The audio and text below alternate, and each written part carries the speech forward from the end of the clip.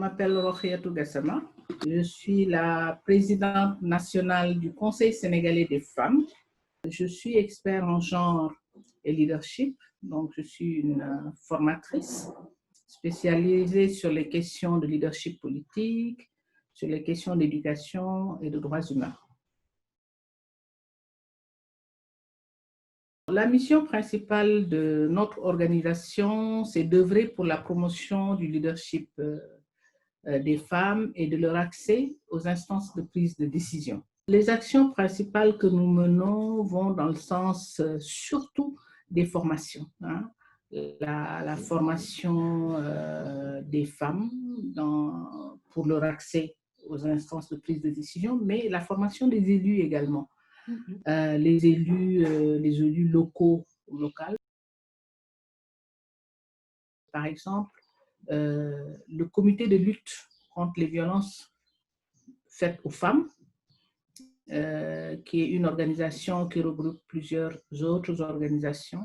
La Commission nationale de gouvernance /MAEP. MAEP, c'est le mécanisme d'évaluation par les pairs qui a été mis en place par les chefs d'État africains pour gérer la bonne gouvernance sur des questions économiques, des questions politiques, des questions sociales, etc. etc. Donc, le COSEF est membre de cette organisation-là. Donc, son travail, c'est de voir si toutes ces questions prennent en compte les besoins spécifiques des femmes. C'est quelques exemples que j'ai donnés, mais on est plus dans beaucoup d'autres dynamiques. Nous avions à l'époque le défi de la participation politique en demandant au Sénégal et aux partis politiques un quota entre 25 et 30%. On n'a pas réussi. Je ne dirais pas c'est un échec, mais c'est une expérience. On n'a pas réussi parce qu'aucun parti ne l'a respecté. Nous avons sauté le quota.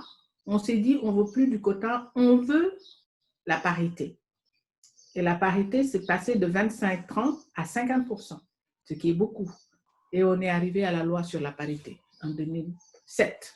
L'autre défi, c'était par rapport au processus du vote de la loi, puisque le Sénégal, le Conseil constitutionnel a annulé la loi sur la parité en 2007 en disant que c'était anticonstitutionnel.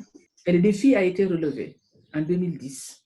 Donc, le combat aujourd'hui, le grand défi aujourd'hui, nous allons vers les élections en 2021. Il faudrait que la loi soit strictement respectée. L'autre grand défi que nous avons, c'est la formation des femmes. Pour nous, nous sommes dans un pays à majorité analphabète. Il faudrait qu'on arrive, surtout les élus, à les former toutes pour qu'elles comprennent leur mission. Aujourd'hui, on ne peut pas parler d'accès des femmes aux instances de prise de décision sans parler de deux choses principales. La première, c'est l'autonomisation des femmes. C'est essentiel parce qu'elles nous disent, mais écoutez, on se bat pour qu'on accède aux instances de décision, mais ça nécessite un coût.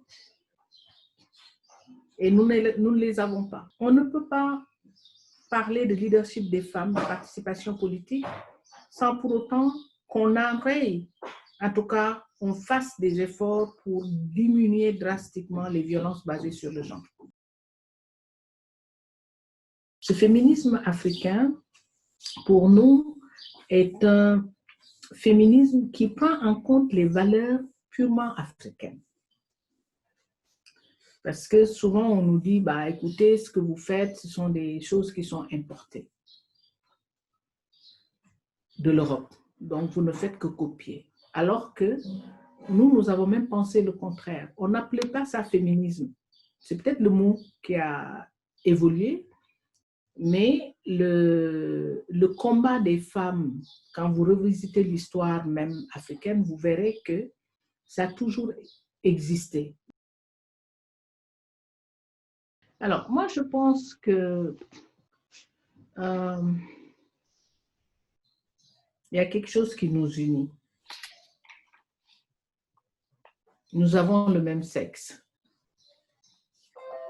Donc, nous pouvons changer la perception du monde sur les femmes si nous décidons ensemble de travailler et de combattre les inégalités de genre.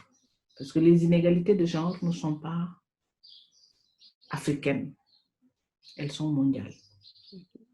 Donc, l'Afrique, l'Europe, les Amériques, unissons-nous pour changer le monde.